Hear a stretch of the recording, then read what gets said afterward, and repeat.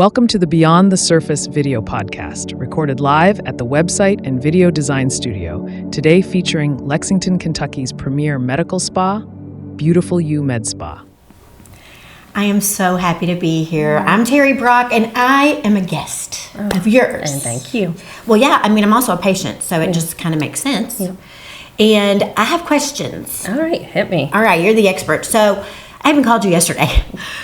So my friend, she was like, I don't know the difference in Botox and Dysport and Xeomin and Juju and whatever the heck the new one is. All kinds. And I was like, let's call Kim. Yeah. And we literally called you. And you did. Yeah. Yeah, talk to your friend. Yeah, that's great. Because she was like, what's the difference? I So what know. is the difference? And that is a common thing. I want to go back to basics with this. We get often asked, like, Botox, Dysport, one inexchangeable.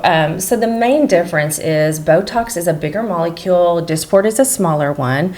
Some people prefer more of a still look. I'm more of a natural look. However, I would never want to live without either one of them. I did mine this morning. So, nice. Yep, I did Botox this morning. But yeah, it's a great thing. The way that it works is it stops the communication from the nerve to the muscle to move. Okay. And that usually sets place in about 2 to 3 days, depending on the product. Dysport's a little quicker, fully set at like 8 to 10 days, which can last 3 to 4 months. But there's a lot of benefits to it. No, there really is. And then I think what my friend even was asking yesterday is, her jaw issues that she was having, and you knew exactly what that was, where to put it, so it loosens up the jaw muscle. And then, like your son, we were talking earlier, he gets it? For hyperhidrosis. He has one of those. He's going to love me for this.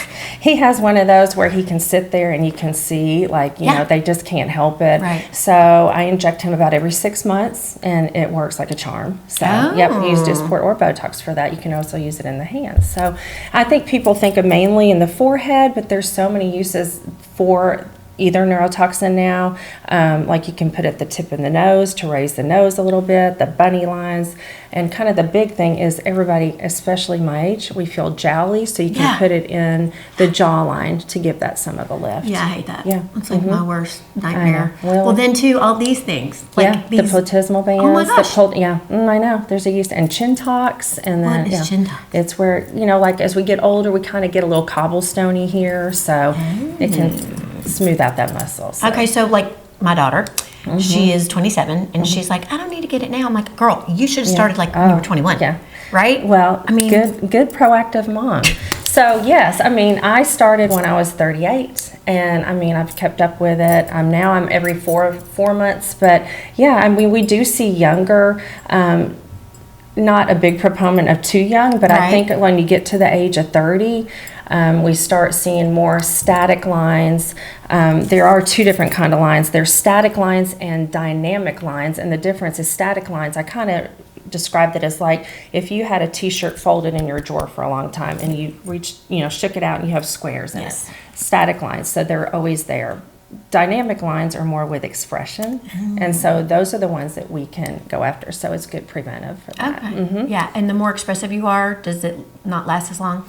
The more, Like when I frown a lot? Yeah. Well, sometimes if you're really athletic, you can burn through it, metabolize it quicker. Okay. Well, that makes sense. There's a couple of indications, though, or contraindications.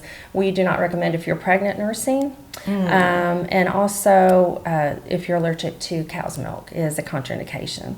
Really? So, yep. And so there was something else. Oh, if you're on an antibiotic, we recommend that you wait like a week or after the antibiotics. So sometimes we just don't know if that interferes. And then alcohol makes you bleed more? It can, yes. Thank you for bringing that up. No drinking. Nope.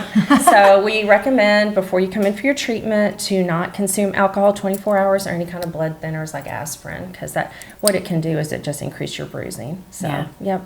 Also, if you have a big event, please give me 2 weeks so we can set it in and tweak if needed. So, okay. Yeah.